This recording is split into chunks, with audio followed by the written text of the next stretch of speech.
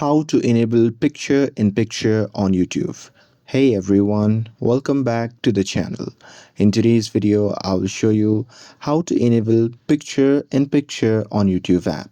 So now without further ado, let's get started. So here, first thing first, open the YouTube app on your phone and make sure that you're logged in to your account. And now here, once you're inside the app, just tap on the profile icon shown in the bottom right corner of the screen.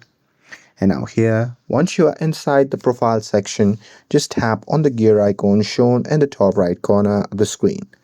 And now here, once you're inside the settings section, simply scroll down and there under video and audio preferences, you'll see the option labeled as playback. So simply tap on it. And now here inside the playback, you'll see options labeled as picture in picture.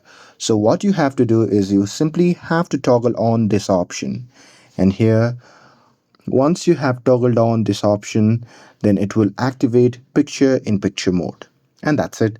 That's how you can enable picture in picture on YouTube. With this, if you found this video helpful, then don't forget to like, share and subscribe to get updated for more videos. Thanks for watching and I'll see you in the next video.